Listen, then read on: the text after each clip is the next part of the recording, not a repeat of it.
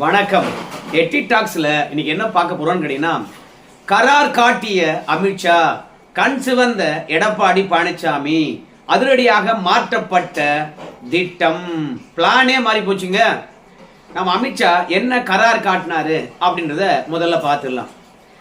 அதிமுக கூட்டணியை பொறுத்த வரைக்கும் திமுகவுக்கு எதிராக இருக்கக்கூடிய அத்தனை கட்சிகளையும் கூட்டணிக்குள்ள சேர்க்கணும் அப்படின்றது அமித்ஷாவுடைய எண்ணமா இருக்கிறது.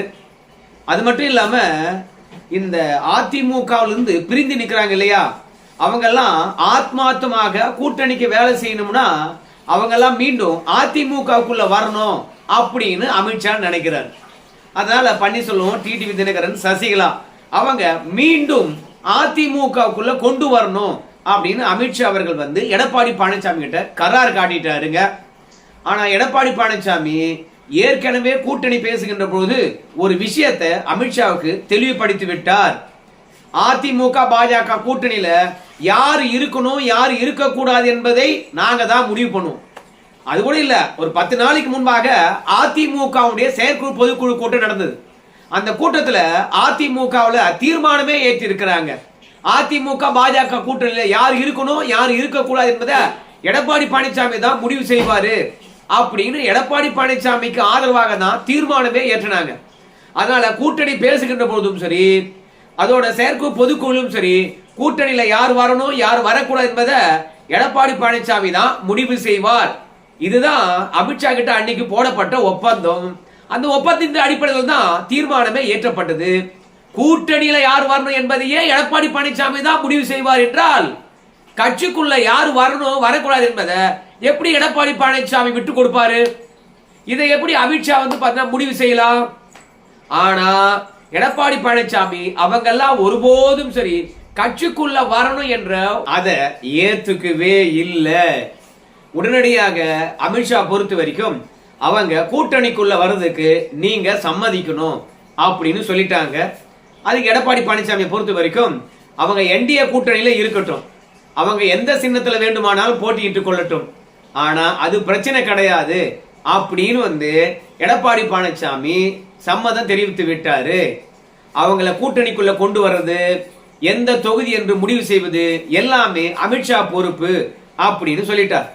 அமித்ஷா பொறுத்த வரைக்கும் பாருங்க, இதெல்லாம் தேர்தலுக்கு முன்பான ஏற்பாடுகள் தான். ஆனா தேர்தல்லாம் நடந்து முடிந்து விட்ட பிறகு மீண்டும் அதிமுக ஒன்னாகணும், அதுதான் கண்டிஷன். நீங்க ஏத்துக்கிறீங்களா இல்லையா அப்படின்னு எடப்பாடி பழனிசாமி கிட்ட மீண்டும் கரார் காட்டி இருக்கின்றார் நம்முடைய அமித்ஷா அவர்கள். அதனால்தான் நம்ம அமித்ஷா அவர்கள் 2 நாள் திருச்சியில இருந்தாலும் எடப்பாடி பழனிசாமி அமித்ஷாவை சந்திக்கவே இல்லை. அதற்கு பதிலாக நம்ம எஸ்பி வேலுமணி அவர்கள் தான் எடப்பாடி பழனிசாமி சார்பாக அமித்ஷா கிட்ட பேச்சுவார்த்தை நடத்தினாரு. கூட்டணிக்குள்ள வர்றதுக்கு எடப்பாடி பழனிசாமி சம்மதிச்சிட்டாரு. ஆனா தேர்தல் நடந்து முடிந்த பிறகு கட்சியில எல்லாரும் இணைய வேண்டும் என்பதற்கு எடப்பாடி பழனிசாமி ஒரு கண்டிஷன் போட்டிருக்கிறார்.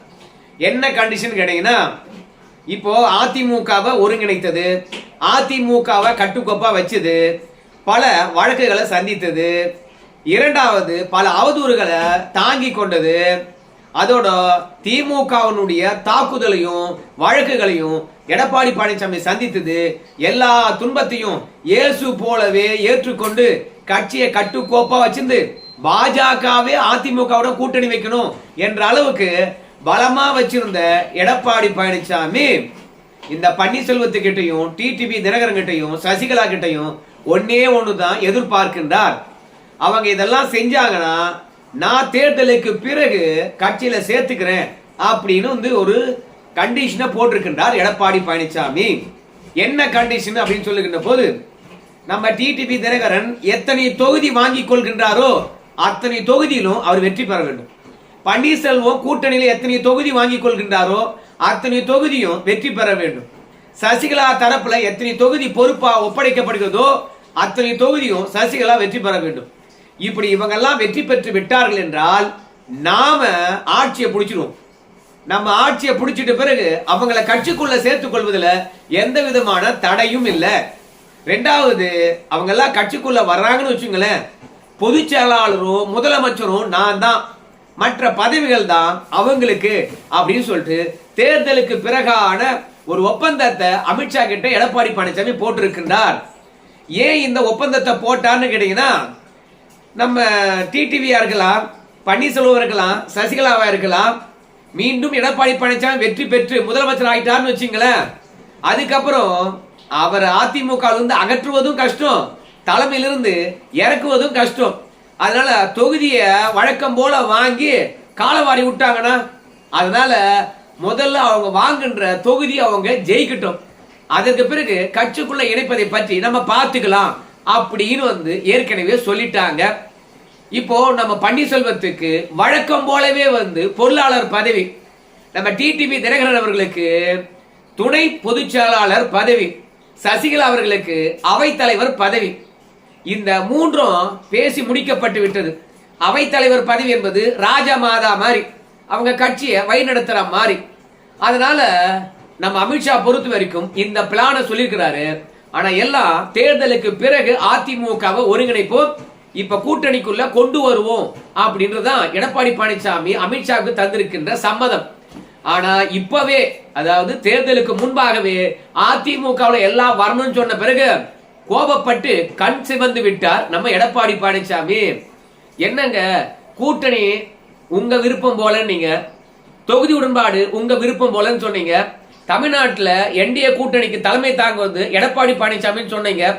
ஆனா எங்க விஷயத்திலிருந்து கூட்டணி விஷயம் வரைக்கும் நீங்களே முடிவு பண்ணா எப்படி அப்படின்னு எடப்பாடி பழனிசாமி எஸ்பி வேலுமணி மூலமாக அமித்ஷா கிட்ட சொன்னாரு. அப்புறம் அமித்ஷா இந்த ஆளுக்கு இருக்க என்ன வேணாலும் பண்ணுவோம் எடப்பாடி பழனிசாமி என்று நினைச்சு, சரிப்பா தேர்தலுக்கு பிறகாக பார்த்துக்கலாம், எல்லாரையும் கூட்டணிக்குள்ள கொண்டு வரலாம் அப்படின்னு சொல்லிட்டு எஸ்பி வேலுமணி கிட்ட பாத்தீங்கன்னா அமித்ஷா அவர்கள் தகவல் தெரிவித்திருக்கின்றார். அதோட அதிமுக எந்த இடத்துல அதிரி புதிரியாக 2021 வெற்றி பெற்றதோ, அந்த 2021 வெற்றி பெற்ற சில தொகுதிகளை பாஜக இப்ப கேக்குது. சென்ற முறை எந்த தொகுதியெல்லாம் வாங்கினீங்களோ அதே தொகுதி கொடுத்துடுறோம் அப்படின்றது எடப்பாடி பழனிசாமியுடைய திட்டம். ஆனா அதை தாண்டியும் சில தொகுதிகளை பாஜக கேக்குது. அது அதிமுக ஷூரா வெற்றி பெறுகின்ற தொகுதியா இருக்குது, அது இழுபறியா இருக்குது. அதுக்கு அமித்ஷா தெளிவா சொல்லிட்டார், இந்த முதல் கூட்டத்திலே உட்கார்ந்து எல்லாத்தையும் முடிவு பண்ண தேவையில்லை, அடுத்தடுத்த கூட்டங்கள் பாத்தீங்கன்னா தொடர்ச்சியா பேசுவோம்.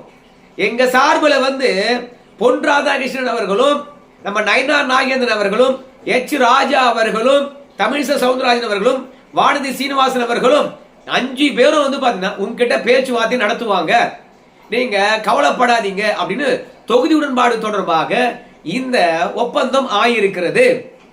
அது மட்டுமல்ல, நம்ம பன்னீர்செல்வம், டிடிவி தினகரன், சசிகலா இவங்க கிட்ட சந்தித்து பேசுவதற்கு ஏதுவாக நம்ம வேலுமணி அவர்களை பாத்தீங்கன்னா திருச்சி ஹோட்டலுக்கு எடப்பாடி பழனிசாமி அனுப்பி வச்சார். எப்படியா இருந்தாலும் அமித்ஷா டிடிவி தினகரனை இந்த முதல் சந்திப்பிலே அழைப்பாரு, பன்னீர்செல்வத்தையும் அழைப்பாரு. ஏன்னா ஊடகத்தை பொறுத்த வரைக்கும் தவறான ஒரு செய்தியை பரப்பிட்டு இருக்காங்க. என்ன செய்தி தெரியுமா? மீண்டும் அதிமுக பலம் பெற்றுவிடக் கூடாது, அதிமுக கூட்டணியில் அவங்களாம் போயிடக்கூடாது, அதனால தவேகா கிட்ட நம்ம டிடிவி அவர்கள் பேசிக்கிட்டு இருக்கிறாரு, பன்னீர்செல்வம் அவர்கள் தொகுதியை உடன்பாடு பண்ணிட்டாரு அப்படின்னு பொய்ய பரப்பிக்கிட்டு இருக்கின்ற பொழுது அமித்ஷா அதுக்கு முற்றுப்புள்ளி வைக்கணும்னா உடனடியாக அவங்களை கூப்பிட்டு பேசணும் அப்படின்றதுக்காக தான் அமித்ஷாவுடன் எடப்பாடி பழனிசாமி இருந்தா அது தடையாயிருக்கும் என்பதனாலும் நம்ம பன்னீர்செல்வத்தையும் சசிகலாவையும் டிடிவி தினகரனையும் மீண்டும் கட்சிக்குள்ள கொண்டு வரணும் சொல்லிட்டு ஒரு 5 பேர் போய் எடப்பாடி பழனிசாமியை ஏற்கனவே சந்திச்சாங்க. அதுல ஒரு ஆள் யாருன்னு கேட்டீங்கன்னா நம்ம எஸ்பி வேலுமணி. அதனால இந்த எஸ்பி வேலுமணி அவர்கள் அமித்ஷாவுடன் இருந்தாங்கன்னா டிடிவி சந்திப்பதற்கோ இல்ல பன்னீர்செல்வம் சந்திப்பதற்கோ எந்தவித தடையும் இருக்காது என்பதனால எடப்பாடி பழனிசாமி இறங்கி எஸ்பி வேலுமணி அவர்களை அமித்ஷா இருக்கின்ற ஹோட்டலுக்கு அனுப்பி வச்சாங்க. ஆனா ஆக்சுவலா பன்னீர்செல்வனுடைய சந்திப்பும் டிடிவியுடைய சந்திப்பும் சசிகலாவுடைய சந்திப்பும் அமித்ஷா இடத்துல நடைபெறவே இல்லை. ஏன்னா அவங்கெல்லாம் ஏற்கனவே அவங்களா கூட இருக்கிறவங்களுக்கு சில தொகுதிகள் உங்களுக்கு தான் அப்படின்னு வாக்குறுதி கொடுத்துருக்காங்க. அந்த தொகுதிகள் உறுதியானா மட்டும்தான் அமித்ஷா கிட்ட பேசுவோம் அப்படின்னு டிடிவி பன்னீர்செல்வம் சசிகலாம் பாத்தீங்கன்னா கோரிக்கை வச்சிருக்காங்க. அதனால அந்த கோரிக்கையை இறுதி செய்ய வேண்டும். அது மட்டும் கிடையாது, தேமுதிக வரணும், பாமக வரணும், பாமகவை ஒன்றிணைக்கணும். ஸோ இதெல்லாம் மிகப்பெரிய டாஸ்க். அதனால அதை நீங்க முதல்ல கொண்டு வந்துருங்க. அதற்கு பிறகு நாங்க உள்ள வரோம், நாங்க பேசிக்கலாம் அப்படின்னு சொல்லிட்டு டிடிவி தினகரனும் பன்னீர்செல்வமும் தெளிவா சொல்லிட்டாங்க. அதனால அமித்ஷா பொறுத்த வரைக்கும் முதல் 2 சந்திப்புகள்ல வந்து அதிமுக கூட்டணிக்குள்ள யாரு வரணும் என்பதை முடிவு பண்ணியாச்சு. 2வது யார் யாருக்கு எவ்வளவு தொகுதி அதுவும் முடிவு பண்ணியாச்சு. ஆனா ஒன்னே ஒண்ணு என்னன்னு கேட்டீங்கன்னா, எந்தெந்த தொகுதி என்பதுதான் இன்னும் தெளிவாகாம இருக்குது. அது எல்லாம் முடிந்த பிறகு நமக்கு தெரிந்து ஜனவரி முடிவதற்குள்ளாக எல்லாரும் எந்த கூட்டணியில் இருக்க போறாங்கன்னு தெரிஞ்சிடும். யார் யார் எந்த தொகுதியில போட்டியிட போறாங்கன்ற விஷயமும் தெரிஞ்சிடும். எப்படி அப்படின்னு சொல்லுவீங்க. நம்ம எடப்பாடி பழனிசாமியை பொறுத்த வரைக்கும் இந்த ஜனவரி 11, 12 இந்த 2 தேதிகள்ல அதிமுக வேட்பாளர் யார் என்று வேட்பாளர் நேர்காணலே செய்ய போறார். அதனால இந்த ஜனவரி மாசத்துக்குள்ளாகவே வந்து பாஜக எத்தனை தொகுதி எந்தெந்த தொகுதி அப்படின்றது உறுதியாயிடும். பாமக எத்தனை தொகுதி எந்தெந்த தொகுதி என்பது உறுதியாயிடும். தேமுதிக எந்தெந்த தொகுதி என்பது உறுதியாயிடும். இப்படி உறுதியான பிறகுதான் நாம எத்தனை தொகுதியில போட்டியிட போறோம், அந்த தொகுதியில யாரெல்லாம் வந்து பாத்தீங்கன்னா விருப்ப மனு கொடுத்துருக்காங்க அவங்க எல்லாம் கூப்பிட்டு பேசலாம் என்ற முடிவெல்லாம் எடப்பாடி பழனிசாமி எடுப்பார். அதனால எனக்கு தெரிஞ்சு ஜனவரி 9ஆம் தேதிக்குள்ள எல்லாமே பேசி முடிச்சிருவாங்க. நயினார் நாகேந்திரன் அவர்களும் நம்முடைய வானதி சீனிவாசன் அக்கா அவர்களும் 2 பேரும் உட்கார்ந்து எடப்பாடி பழனிசாமி நேரடியா பேசி முடிச்சிருவாங்க அப்படின்னு சொல்லப்பட்டு இருக்கிறதுங்க. அதனால கட்சிக்குள்ள வந்து எல்லோரும் வருவது தேர்தலுக்கு பிறகாக ஒப்பந்தம் ஆகியிருக்கிறது. இப்ப எல்லாரும் கூட்டணிக்குள்ள வர்றாங்க. இப்ப ஒரே ஒரு சவால் தான் இருக்குது. யாருக்கு? நம்ம அமித்ஷா அவர்களுக்கு. என்ன சவால்னு கேட்டீங்கன்னா, இப்போ பெரிய ஐயா அவர்களையும் சின்ன ஐயா அவர்களையும் 2 பேரையும் ஒன்னா இணைக்கணும். அப்படி ஒன்னா இணைச்சா மட்டும்தான் அதிமுக பலமானதாக இருக்கும் அப்படின்னு வந்து அமித்ஷா நினைக்கிறாரு. அதுக்கான பேச்சுவார்த்தையை எடப்பாடி பழனிசாமியை செய்ய சொன்னாங்க. ஐயோ, டாக்டர் ராமதாஸ் கிட்ட நான் பேச முடியாதுங்க, அன்புமணி கிட்ட கூட பேசி கொள்ளலாம்.